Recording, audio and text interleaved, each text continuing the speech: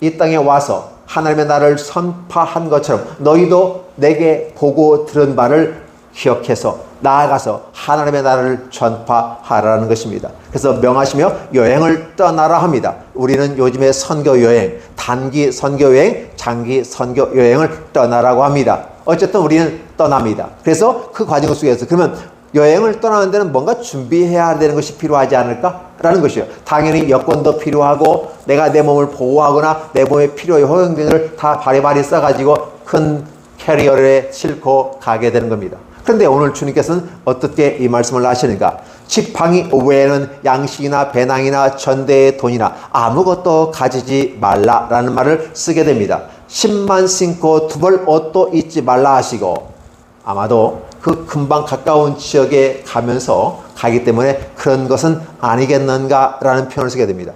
지팡이 외에는 이런 표현을 써요. 지팡이는 내가 가지고 있는 지팡이는 가지고 가도 된다는 것입니다. 그런데 마태복음에서는 지팡이도 돈 주고 사서는 가지지 말라는 표현을 쓰고 있어요.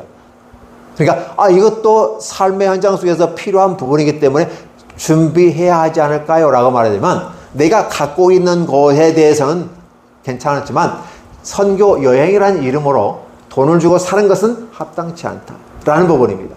그러니까 사실 전도하려면 걸어가야 되고 물도 필요하고 음식을 사 먹을 돈도 필요한 것입니다. 그래서 필요한 배낭이 필요하고 천대의 돈을 갖고 가야 됩니다. 근데 아무것도 가지지 말라는 것입니다.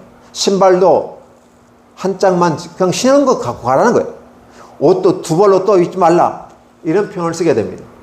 그러면서 중요한 것은 뭐냐면 이제 또 이르시되 누구에든지 집에 들어가거든 그곳을 떠나기까지 거기에 유하라는 표현을 쓰게 되고 가지고 가지 말라라는 표현을 쓰시면서 그 대안으로서 어느 곳에 가든지 간에 필요한 부분을 내가 준비해 놓을 거라는 사실이죠.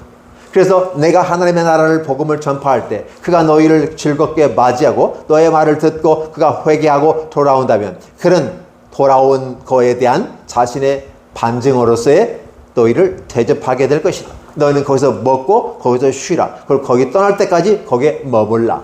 그 다른 곳으로 갈 때는 또 가서 복음을 전하고 이렇게 하라라고 하는 교과서형의 모습을 얘기해 주는 것입니다. 물론 이것을 우리가 바라보면 어떤 모습일까? 복음의 급함을 얘기한다. 복음 전파는 위에서 어떠한 것도 제재받지 말라라는 표현을 쓰게 되는 것이죠. 이게 하나님 나라의 복음의 급박함, 그러면 신속히 행해야 될 것들 얘기하지만 또 다른 차원에서 보면 하나님의 나라 복음을 전하기 위해서 이것저것 삶을 살아가다 보면 걸리는 것들이 참 많아요. 하나님